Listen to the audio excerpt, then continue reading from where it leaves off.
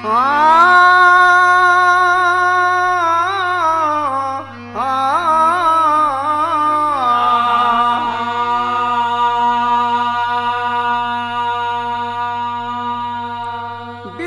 के विधि को न जाने कोई, कर्म अपना करिश्मा दिखा ही दिया। खास अंकित लिलारे कर्म की कड़ी, विधि की लिखनी अमर पद लिखा ही दिया। गहन वेदना में कर्म है सिसिकता, करतब गुलिस्ता खिला ही दिया।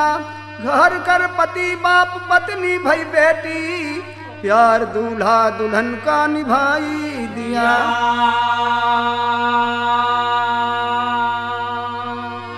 तो भैया एक तर्ज बा, बस एक यार दुनिया है इसी संसार के नीचे।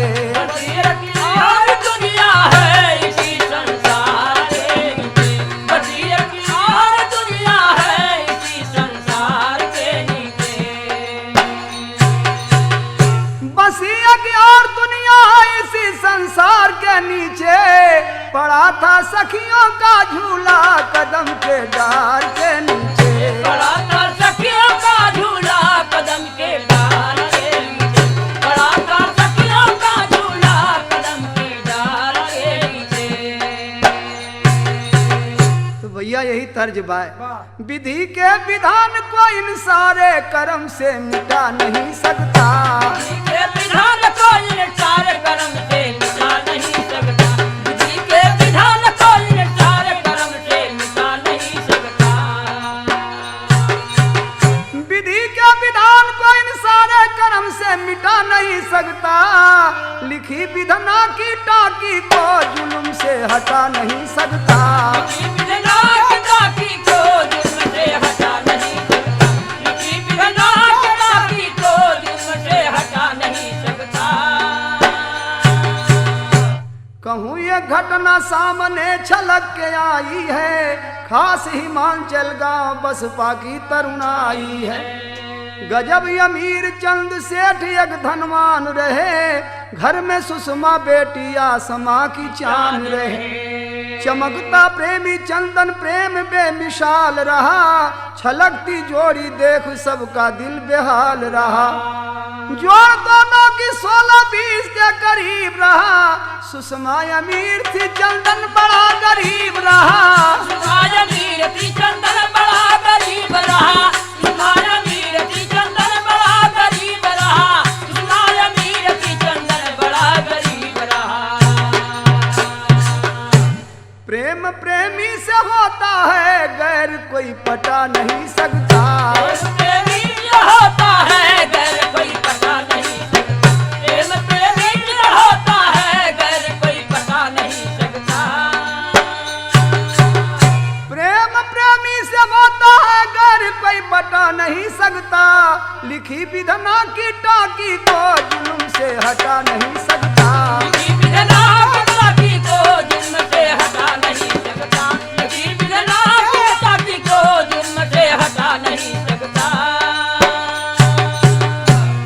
भाई साहब दोनों एक ही कास्ट के, एक ही उम्र के, एक ही स्कूल में दोनों पढ़त रहलन। दोनों में मोहब्बत हो गई है, चंदन और सुषमा में। और दिन में एक बार बिना देखे चैन न पड़े। तो दोनों अपन मन बना ले रहन कि हम अगर तुम्हार शादी हो जाई तो हम न जियब, और सुषमा कली अगर तुम्हार शादी दूसरे से हो जाई तो हम न जियब। ये दोनों का प्रेम बड़ा गहरा चल रहा है। लेकिन पिताजी का बदनामी जब होने लगल तो गुस्सा में वो 16 साल के लड़की के बदे 50-60 साल वाला बर ढूंढ के ओकर शादी कर दिल। और चंदन तड़पे लगल। चली सुषमा की डोली जब बदनामी से रचे सगाई, धन का रहा गुमान, उमरदार पर मिला त्रिलोकी, दिल का था इंसान।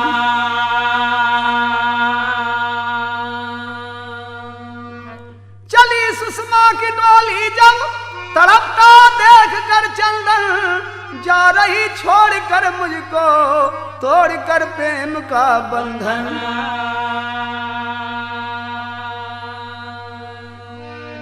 60 साल वाले दूल्हा के साथ उन लड़की के जब विदाई हो गई तो चंदन प्रेमी एक चौराहा पर देख रहा था कि एक बार फिर देख लें, अब तो जा रही है। तो यहाँ तर्ज बा,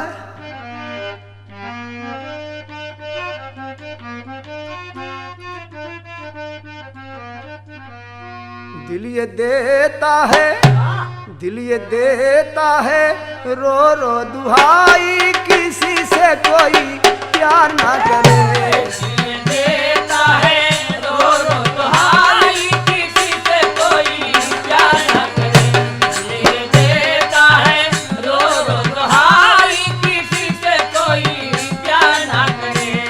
किसी से कोई प्यार ना करे, किसी से कोई प्यार ना करे हो।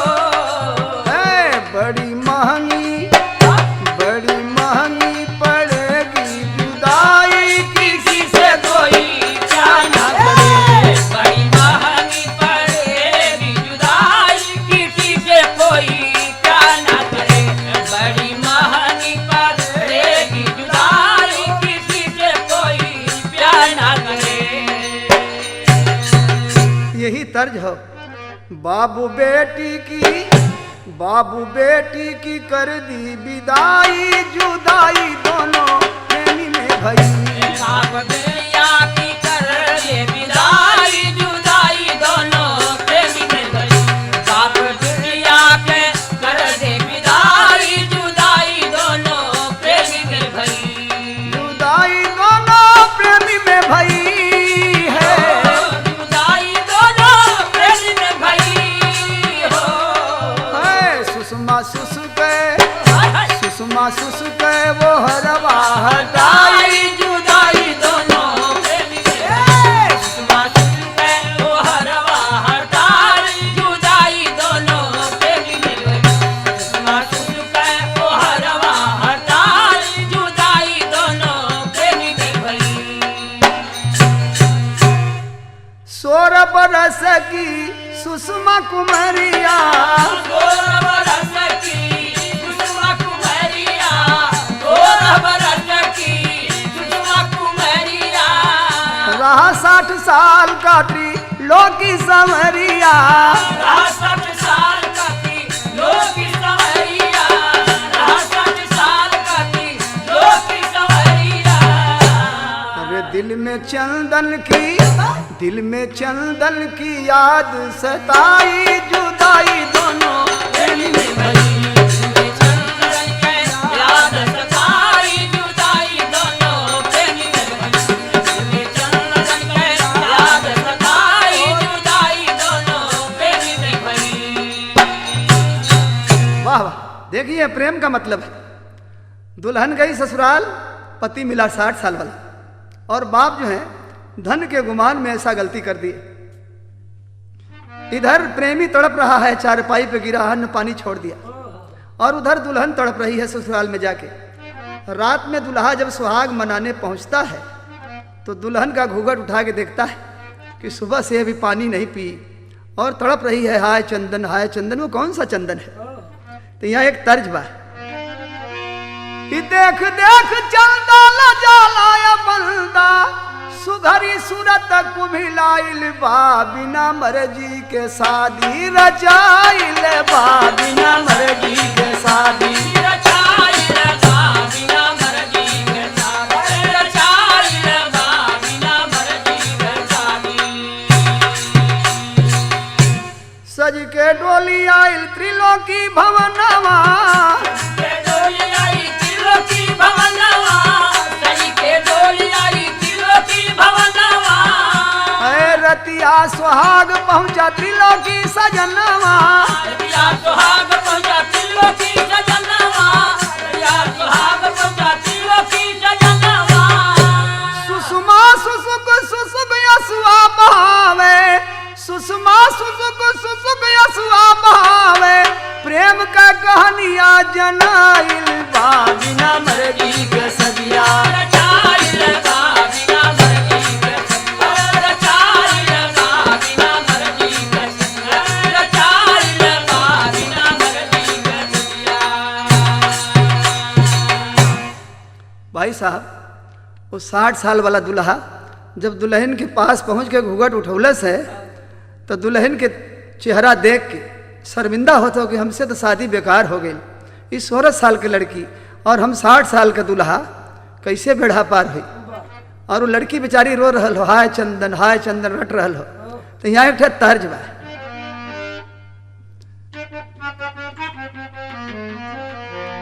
अरे गोरे गोरे मुखड़े पर काला काला चश्मा, गोरे गोरे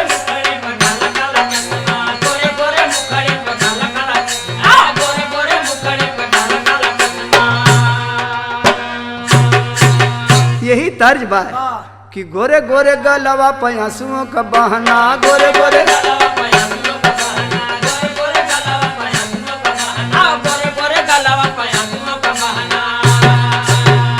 कितनो समझावे लोग मान नहीं कहना, मान नहीं कहना। गोरे गोरे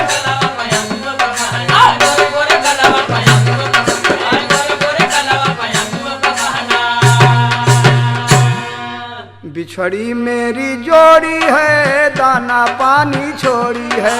बिछड़ी मेरी जोड़ी है, दाना पानी छोड़ी है।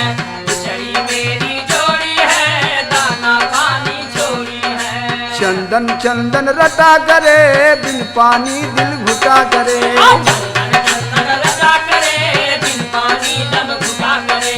चंदन चंदन रटा करे, बिन पानी दम घुटा करे। चंदन के बिना अब जीना नहीं रहना, जीना नहीं रहना। गोरे गोरे गलवा पयासुओं का बहना, गोरे गोरे गलवा पयासुओं गोरे गोरे गलवा पयासुओं का बहना। हे भैया 60 साल वाला दूल्हा बड़ा फेर में पड़ गए कि एके कैसे मनाई। तब पानी दाना एकदम त्याग दे ले बा और चंदन चंदन रटत हो। अरे भैया कौन सा चंदन तुझे चाहिए बोलो। चंदन जो कपार में लगाया जाता है घस के वही। वो बोली नहीं नहीं आप नहीं समझ रहे, वो चंदन नाम का एक लड़का है, उससे मुझसे बचपन से प्यार चल रहा है और मेरे बिना वो भी मर जाएगा और उसके बिना मैं भी मरूंगी। तो भाई साहब अब दुल्हा के सोचे के पड़ गए। का सोचत हो?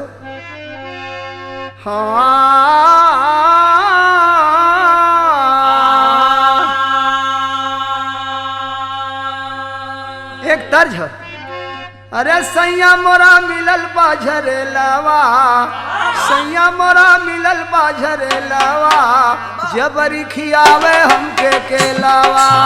सैया मोरा मिलल बाझरे लावा, जबरी खियावे हमके केलावा।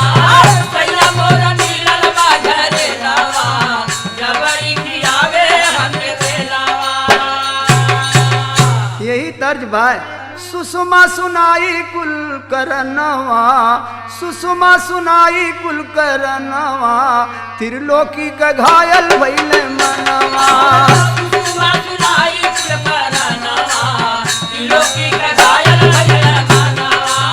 सुषमा सुनाई कुल करनवा, त्रिलोकी का घायल भइले मनवा। चंदन कुमार मोरा बचपन का यार हो, नैया मिलल मिलल दंपति का प्यार हो। अरे ठान लिया त्रिलोकी ठननवा, ठान लिया त्रिलोकी ठननवा, कल्पा जिन हो जाई मिलनवा। ठान लिया त्रिलोकी ठननवा, कल्पा जिन हो जाई मिलनवा। ठान लिया त्रिलोकी ठननवा, कल्पा जिन हो जाई मिलनवा।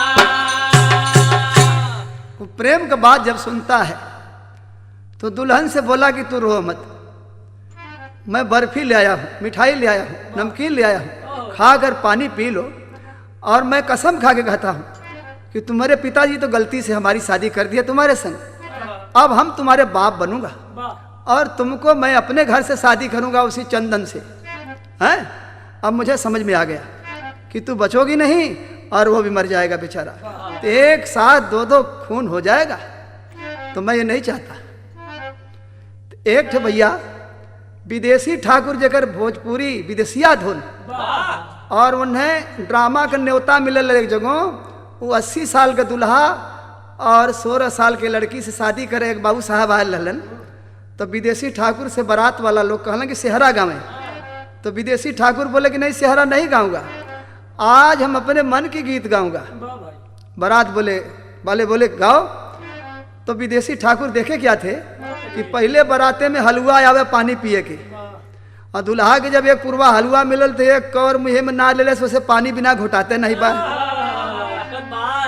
अब विदेशी ठाकुर सब देखत रहलन तो शुरू कैले गीत कि मुहवा में दांत नहीं खे, हलवा कुचात नहीं खे, बिना पानी कैसे के घोटाई मोरे बाबूजी। बिना पानी कैसे के घोटाई मोरे बाबूजी, बिना पानी कैसे के घोटाई मोरे बाबूजी। गमछा बिछाई देहला रुपया गिनवाई लेला, अरे बछिया के पगा थमाई मोरे बाबूजी। बचिया के पगा थमाई मोरे बाबूजी, बचिया के पगा थमाई मोरे बाबूजी। बिटिया 18 साल के 80 साल के दुल्हा बा, कैसे के परवा लगाई मोरे बाबूजी। कैसे के परवा लगाई मोरे बाबूजी, कैसे के परवा लगाई मोरे बाबूजी, कैसे के परवा लगाई मोरे बाबूजी हो, कैसे के परवा लगाई मोरे बाबूजी, कैसे के परवा लगाई मोरे बाबूजी। बीचे धरवा में मोरी डूबिया नवरिया हो, बीचे धरवा में मोरी डूबिया नवरिया हो, बीचे धरवा मोरी डूबिया नवरिया हो, बीचे धरवा में मोरी डूबिया नवरिया हो, मंगिया के सनुरा धोआई मोरे बाबूजी। अरे मंगिया के सनुरा धोआई मोरे बाबूजी, मंगिया के सनुरा धोआई मोरे बाबूजी। तो भैया जितना बाराती रहने सब घबरा गए गीत सुन के, और दुल्हा सिंहासन से कूद गए। बाद में वो दुल्हा बोलल कि हम वो लड़की से शादी ना करब, हम अपने भतीजा से शादी कराई, और हमार भतीजा बारात में आयल बा। तो भैया देखा है यही तरह त्रिलोकीनाथ दुल्हा के ज्ञान हो गए, और वो कहलन कि हम तोहरे बदे हम तोहार बाप बनब और फिर से कन्यादान देव, और तोहार शादी भाई चंदन से कराइब। लेकिन आप रोना बन के पानी पिया। तो एक तर्ज जिन रोवा हमारी बबुनिया हो, हमारी बबुनिया न हो, बबुनी तोहरा हम करबे बियाह, जिनिया सुआ बहावा न हो। बबुनी तोहरा हम करबे बियाह, जिनिया सुआ बहावा न हो, बबुनी तोहरा हम करबे बियाह, जिनिया सुआ बहावा न हो। हम बनब बाबू बनब बिटिया हमारी, चंदन से सदिया रचैबे तुम्हारी। चंदन के गरबा के बन जाय बुहरबा हो, बन जाय बुहरबा। अरे बबुनी पूरा होई मन के उतसाह, जिनिया सुआ बहावा न हो। बबुनी पूरा होई मनवा के चाह, जिनिया सुआ बहावा न हो। बबुनी पूरा होई मनवा के चाह, जिनिया सुआ बहावा न हो।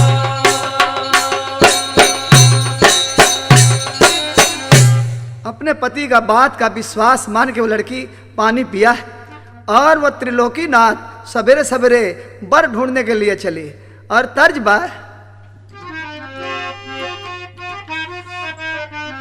अरे जबले सिपाही से भइले हवलदार हो, नथुनिया पर गोली मारे सैया हमार हो। नथुनिया पर गोली मारे सैया हमार हो, नथुनिया पर गोली मारे सैया हमार हो, नथुनिया पर गोली मारे।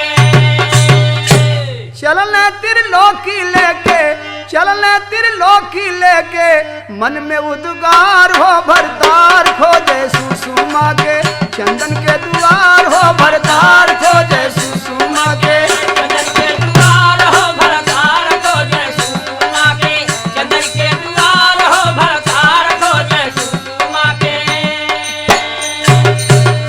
चंदन के बाबूजी से नैया लगाई, सुषमा के साथे कहता चंदन का सगाई। सुषमा के साथे कहता चंदन का सगाई, सुषमा के साथे कहता चंदन का सगाई। अरे सुषमा का नाम सुन के, सुषमा का नाम सुन के उमड़ल प्यार हो भरतार खोजे सुषमा के, चंदन के द्वार हो भरतार खोजे सुषमा के, चंदन के द्वार हो भरतार खोजे सुषमा के, चंदन के द्वार हो भरतार खोजे सुषमा के। तो भैया देखा उनकर माता पिता बड़ा खुश हो गए कि अब हमारे लड़का के जान बच जाई, सुषमा से अगर शादी हो जाई तो बोलन कि पंडित के बुलावा अभी आए का दिन रखा जाए। यहाँ तर्ज बा कि कुकुहू मुर्गा बोले छोड़ी ना कलाई जी, अब कल सरी आइल पानी भोर भइल जाई जी, भोर भइल जाई जी, मुर्गा बोले छोड़ी ना कलाई जी, छोड़ी ना कलाई जी, अब कलश आइल बानी भोर भइल जाई जी, भोर भइल जाई जी। शादी दिन खोल के पतरवा धराई जी, सजली बारात तेरे लोकी घरवा आई जी। सजली बारात तेरे लोकी घरवा आई जी, सजली बारात तेरे लोकी घरवा आई जी। गठिया जोराइल घूमल 7 बेर भंवरिया, मंगिया में सिंदूर डलले चंदन सावरिया। मंगिया में सिंदूर डाले चंदन सावरिया, मंगिया में सिंदूर डाले चंदन सावरिया। अरे नीक लागे डोली पर ओहरवा डलाई जी, ओहरवा डलाई जी, दुल्हन बन के सुषमा गईली ससुरे में आई जी, ससुरे में आई जी, दुल्हन बन के सुषमा गईली ससुरे में आई जी, ससुरे में आई, दुल्हन बन के सुषमा गईली ससुरे में आई जी, ससुरे में आई जी। वाह भैया वाह, ऐसा कोई नहीं कैले रहे तेरी। पति बन गया बाप पत्नी भई बिटिया रनिया, प्रेमी का दुल्हनिया बनी। पति बन गया बाप पत्नी भई बिटिया रनिया, प्रेमी का दुल्हनिया। पति बन गया बाप पत्नी भई बिटिया रनिया, प्रेमी का दुल्हनिया। पति बन गया बाप पत्नी भई बिटिया रनिया, प्रेमी का दुल्हनिया बनी। धन्य धन्य त्रिलोकी तूने काम किया मस्ताने का, समाज जय जयकार करा तेरे ऐसे मर्दाने का। त्याग तुम्हारा जान बचाया दीवानी दीवाने का, किया प्यार दोनों का पूरा समय और परवाने का।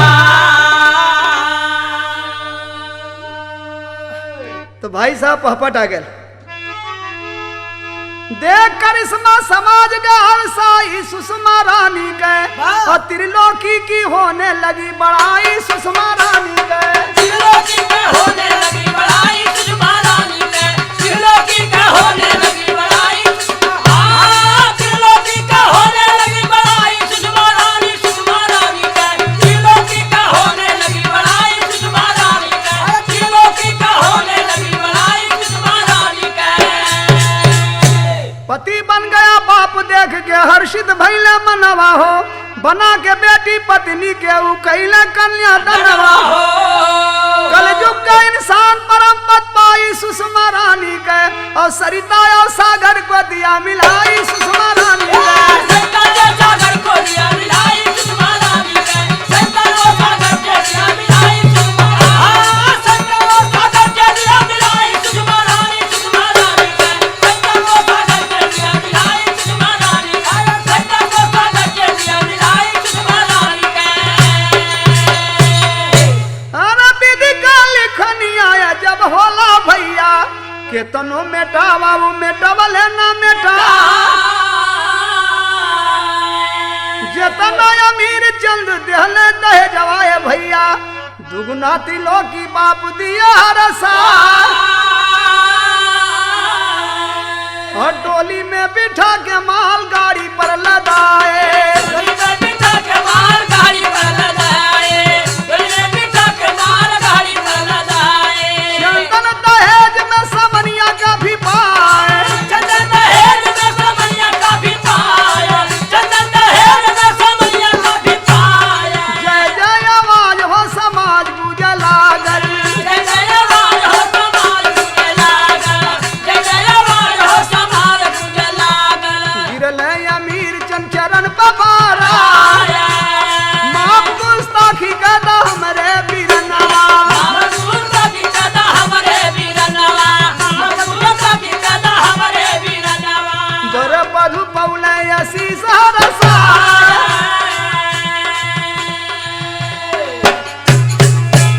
पहला बाप जब सुने अमीर चंद तो आके त्रिलोकीनाथ के पैर पर गिरे और बोले कि आपने काम बिगड़ा हुआ बना दिया तो आपको मैं अपना बड़ा भाई मानता हूं।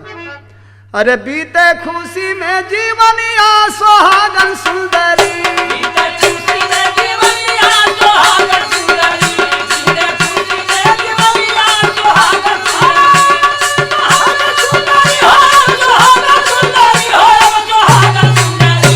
बीते खुशी में जीवनिया सुहागन सुंदरी। बीते खुशी में जीवनिया सुहागन सुंदरी। चंदन पौले सुषमा रनिया बजल बंसुरी बीते खुशी में जीवनिया सुहागन सुंदरी। बीते खुशी में जीवनिया सुहागन सुंदरी। बीते खुशी में जीवनिया सुहागन सुंदरी। हाँ बीता लागल खुशिया में जीवन का लहरिया। सीता लागल खुशिया में जीवन का लहरिया। सीता लागल खुशिया में जीवन का लहरिया।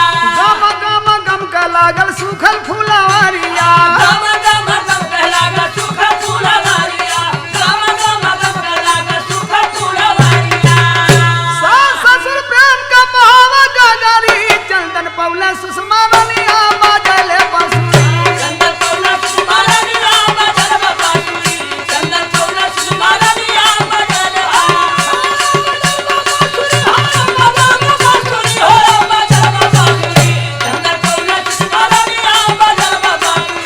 चंदन पौला सुषमा रनिया बजल बांसुरी। तो गुरु रमन गुरु रतन लाल जी स्वर्ग से बजी बधाई। सरस्वती बधाई रामा सरस्वती बधाई। सरस्वती बधाई रामा सरस्वती बधाई। कह सतजन त्रिलोकी की दूसरी भाई सगाई प्रेमी के दुल्हनिया प्रेमी के